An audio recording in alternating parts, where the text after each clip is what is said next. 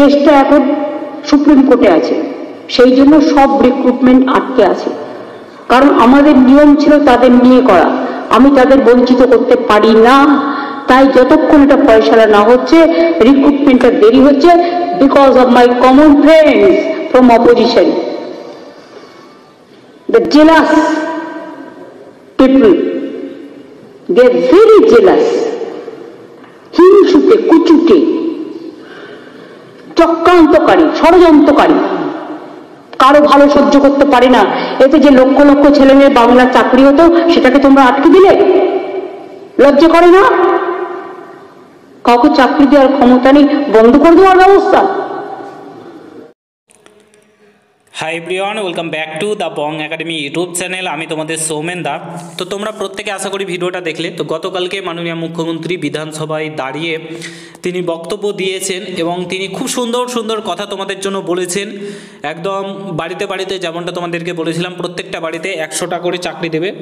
মানে 10 জন যদি থাকে তাহলে প্রত্যেককে তোমার 10টা করে চাকরি দিতে চলেছে, ঠিক আছে? 10টা করে চাকরি এক একজন করে পাবে। সেই কথাটাই কিন্তু মাননীয় মুখ্যমন্ত্রী গতকালকে বিধানসভায় বলেছে। এবং কি বলেছে না বলেছে সেটা তোমাদেরকে দেখাচ্ছি, পুরো ভিডিওটা দেখার চেষ্টা করো। খুশির খবর প্রত্যেকের কাছে, দারুণ খুশির খবর, হিউজ চাকরি আসতে চলেছে, ঠিক আছে? প্রচুর চাকরি হবে, কর্মসংস্থানে ভরে দেবে পশ্চিমবঙ্গে। সমস্তটাই তোমাদেরকে দেখাচ্ছি, পুরো ভিডিওটা দেখার চেষ্টা করবে। চ্যানেলে নতুন হলে অবশ্যই চ্যানেলটাকে সাবস্ক্রাইব করে পাশে থাকা বেল আইকনটাকে প্রেস করে দেবে। যখনই আমি নতুন ভিডিও আপলোড করবো তার নোটিফিকেশন সর্বপ্রথম পেতে অতি অবশ্যই চ্যানেলটাকে সাবস্ক্রাইব করে দেবে। তো অন স্ক্রিন তোমরা দেখতে পাচ্ছ মাননীয় মুখ্যমন্ত্রী গতকালকে বিধানসভায় দাঁড়িয়ে কী বলেছেন। ওবিসি মামলা মিটলেই 2-3 লক্ষ সরকারি নিয়োগ ঘোষণা মমতার। 2-3 লক্ষ সরকারি নিয়োগ, অর্থাৎ 2-3 লক্ষ চাকরি তিনি দিতে চলেছেন। একদম ভোটে 2026-এ ভোটের দিন ঘোষণা হবে, তার আগেই 2-3 লক্ষ চাকরি কিন্তু তিনি দেবেন। বুঝতে পারছো এখানে তিনি কি বলেছেন? দেখো এখানে কি বলেছেন, ওবিসি সংক্রান্ত যে মামলা সেটা মিটে গেলেই নিয়োগ প্রক্রিয়া শুরু করবে। রাজ্যে 2-3 লক্ষ কর্মসংস্থান তৈরি হবে বলে বুধবার বিধানসভায় ঘোষণা করলেন মাননীয় মুখ্যমন্ত্রী মমতা বন্দ্যোপাধ্যায়। গতকালকে তিনি বিধানসভায় দাঁড়িয়ে কথা বলেছেন। মঙ্গলবার সুপ্রিম কোর্টে রাজ্য জানিয়েছে ওবিসি সংক্রান্ত বিষয়ে নতুন করে সমীক্ষা শুরু হয়েছে। কারা ওবিসি তালিকাভুক্ত হওয়ার যোগ্য তা যাচাই করা হচ্ছে। রাজ্য সরকারের আইনজীবী কপিল সিব্বাল শীর্ষ আদালতে আর্জি জানান। এটা বলেছিল গতকালকে, তোমরা প্রত্যেকে জানো।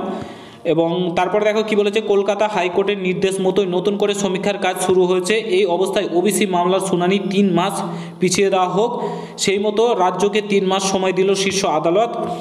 রাজ্যের আর্জি শোনায় সুপ্রিম কোর্টে প্রশংসা করেছে মমতা, ঠিক আছে? রাজ্যের আর্জি শোনায় সুপ্রিম কোর্টের প্রশংসা করেছে মমতা। বলেন সুপ্রিম কোর্ট ওবিসি নিয়ে গতকাল একটি পর্যবেক্ষণ দিয়েছে, খারাপ কিছু বলেনি, ঠিক আছে? এই সমস্যা মিটে গেলেই স্বাস্থ্য পুলিশ মিলিয়ে এখানে দেখতে পাচ্ছ 2-3 লক্ষ নিয়োগ হবে। পাশাপাশি নিয়োগ সংক্রান্ত বিষয়ে বারবার বিরোধীরা আদালতে দ্বারস্থ হয়, সেটাকে আটকানোর চেষ্টা করছেন বলে অভিযোগ করেন তিনি, ঠিক আছে? বিরোধীদের উদ্দেশ্যে বলেন, ঠিক আছে, অনেক কিছুই বলেছেন। তো মেন বিষয় 2-3 লক্ষ চাকরির স্বাস্থ্য পুলিশ মিলিয়ে শিক্ষা স্বাস্থ্য পুলিশ মিলিয়ে 2-3 লক্ষ চাকরি তিনি দিতে চলেছেন। বাড়িতে বাড়িতে প্রত্যেকে চাকরি পাবে। 10 জন ফ্যামিলি মেম্বার থাকলে 10-10-এ 100 জনকে চাকরি কিনতে, 10-10-এ 100 মানে এক একজন 10টা করে চাকরি তিনি দিতে চলেছেন, গতকালকে বিধানসভায় বলেছেন, ঠিক আছে?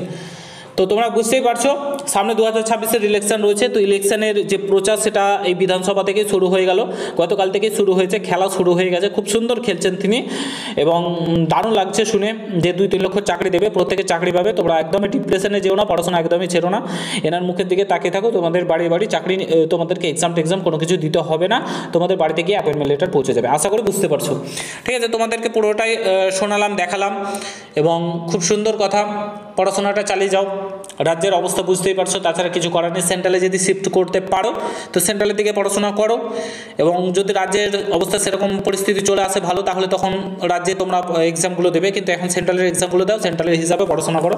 যদি জীবনে সফল হতে যাও, কিছু একটা করতে যাও, বাবা মায়ের স্বপ্ন পূরণ করতে যাও, এই রাজ্যে থেকে কিছু হবে না, তোমাকে সেন্ট্রালে শিফট করতে হবে। এএলপি নিউ নোটিফিকেশান প্রকাশিত হয়েছে, আই থিঙ্ক দেখলাম 2025 সালে, মানে রেলওয়ে এবং এসএসসি দুটো ভালোভাবে নিয়োগ করছে বোর্ড। তো ভালোভাবে পড়াশোনা করো, এটা তোমাদেরকে বলবো। এদিকে আর ধ্যান দিও না, বর্তমান অবস্থা খুবই খারাপ রাজ্যে, বলার কিছু নেই। এগুলো এখন টোপ দিতে শুরু করেছে, এখন কিন্তু টোপ পড়বেই, প্রত্যেকবার প্রত্যেকটা পেপারে কিন্তু তোমাদের প্রকাশিত হবে। আশা করি বুঝতে পেরেছো। যদি ভিডিওটা ভালো লাগে প্রত্যেকের সঙ্গে শেয়ার করে, চ্যানেলে নতুন হলে অবশ্যই সাবস্ক্রাইব করেছো। দেখা হচ্ছে নতুন ভিডিওর সঙ্গে। ভালো থেকো, সুস্থ থেকো, গুড বাই, জয় হিন্দ, বন্দে মাতরম।